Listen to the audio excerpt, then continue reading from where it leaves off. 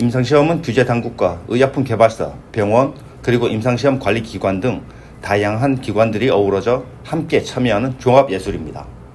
엄격한 규제와 가이드라인 아래에서 실시되고 무엇보다 사람을 그 시험 대상으로 하다 보니까 절차가 상당히 까다롭습니다. 그리고 임상시험 대상자의 권리와 안전을 보호하기 위한 조치를 준비하고 데이터의 신뢰성을 보장하기 위한 장치도 마련되어야 하죠. 그래서 철저한 준비와 계획이 필요한데요. 오늘은 까다로운 임상시험이 어떤 절차들을 거쳐서 진행되는지 한번 알아보겠습니다. 자, 그럼 바로 시작할게요. 안녕하세요.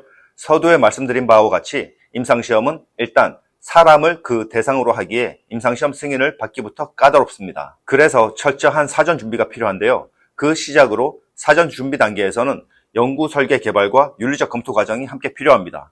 이게 길게는 1년 이상, 짧게는 3개월 정도 소요되는 과정입니다. 이 사전 준비가 완료되면 본격적인 임상시험 수행을 위한 기획 단계에 돌입하게 되는데요. 그것을 임상시험 실시 전 프로세스라고 여기서 칭하겠습니다. 그럼 해당 업무 흐름을 먼저 살펴볼게요. 제일 먼저 프로토콜, 즉 임상시험 계획서를 개발하고 동의서를 준비합니다.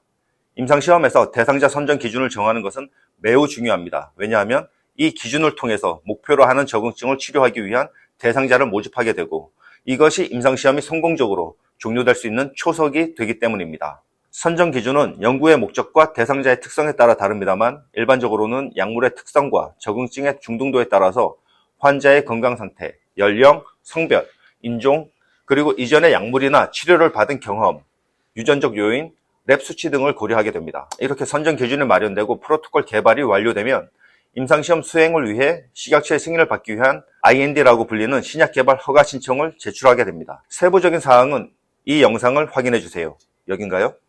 정부 승인 절차와 함께 시간 단축을 위해 피저빌리티라고 임상시험에 참여할 기관을 선정하는 이러한 절차를 함께 진행하기도 합니다.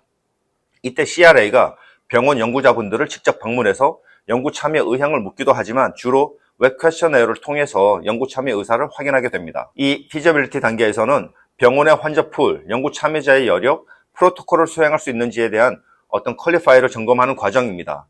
우리나라 대부분의 병원에서는 임상시험 수행에 적합한 퀄리티를 가지고 있다고 생각해도 무방합니다. 피저빌리티에서 중점적으로 확인돼야 하는 건 대상자의 모집이 원활하게 될 수 있는지, 그리고 마일스톤을 맞출 수가 있을지, 그리고 연구자분이 해당 임상시험에 참여할 여력이 되는지, 경쟁 임상시험은 있는지 등이 주요 확인 요건이 됩니다. 그런데 약물 개발 업체, 즉 의뢰사가 선호하는 연구자분이 있을 수도 있습니다. 그럼에도 불구하고 이 피저빌리티 단계에서 원활한 대상자 모집이 되는지에 대한 확인은 비용과 임상 기간에 지대한 영향을 주기 때문에 반드시 확인되어야 합니다. 이렇게 피저빌리티를 마치면 CRA는 피저빌리티 보고서를 작성하고 연구 참여 여부에 대한 의견을 기재해서 의뢰사로 송부하게 되고요. 스폰서는, 의뢰사는 그 보고서를 기준으로 최종적으로 연구에 참여할 기관을 선정하게 됩니다. 이와 동시에 CRF도 함께 개발이 되어야 되는데요.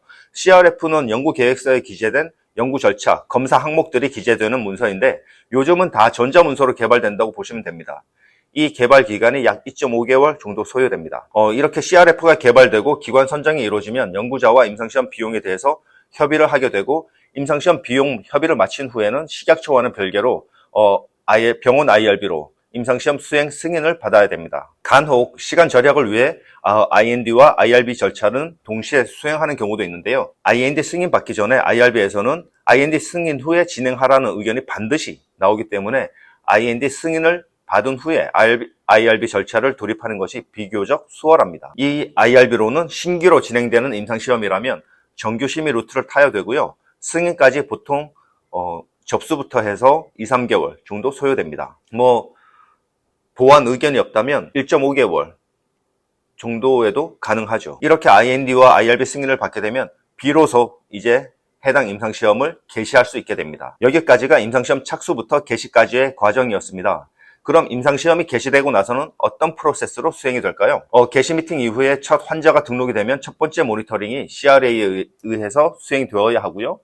마지막 환자가 치료 종료 후 세이프티 팔로우업이 완료될 때까지 정기적인 모니터링을 수행하게 됩니다. 이 과정이 비교적 간단한 프로세스로 보이지만 임상시험 기간 동안 가장 많은 노력과 기간이 요하게 되는 핵심 부분입니다. 마지막으로 최종 등록된 대상자까지 방문이 모두 종료되면 그제서야 임상시험 데이터를 분석하는 종료 단계에 진입하게 됩니다.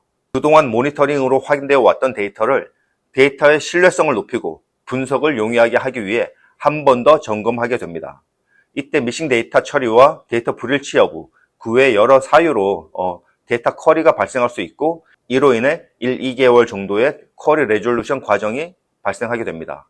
이러한 쿼리 레졸루션 과정을 거친 후에 그제서야 분석할 수 있는 수준의 클린한 데이터로 탄생하게 됩니다. 이 과정을 데이터 클리닝이라고 부르고요. 데이터 클리닝이 완료되게 되면 이 데이터가 추가 수정이 발생하지 않도록 디비락을 하게 됩니다. 그리고 셉과 프로토콜에 기술된 통계 분석 방법으로 데이터를 분석하고 비로소 결과 보고서를 작성하게 됩니다. 그런데 결과 보고서가 완료되었다고 해서 임상시험은 종료된 것이 아니고요. 임상시험이 종료되었다라고 하는 그 시점은 기관 IRB와 식약처로 종료 보고와 결과 보고를 모두 완료하고 마지막으로 임상시험 중 발생한 모든 문서를 이관하고 아카이빙을 완료하면 그제서야 임상시험이 종료되게 됩니다. 자, 여기까지 긴 여정이었는데요. 어떻게 임상시험 수행 절차에 대해 조금 더 알 수 있는 시간이 되었을까요? 다음 영상에는 각 프로세스별로 구비되어야 하는 문서들이 있는데요. 그 문서들은 어떤 것이 있는지 한번 살펴볼게요. 문서량이 상당히 많습니다. 그럼 다음 영상으로 다시 찾아뵐게요. 감사합니다.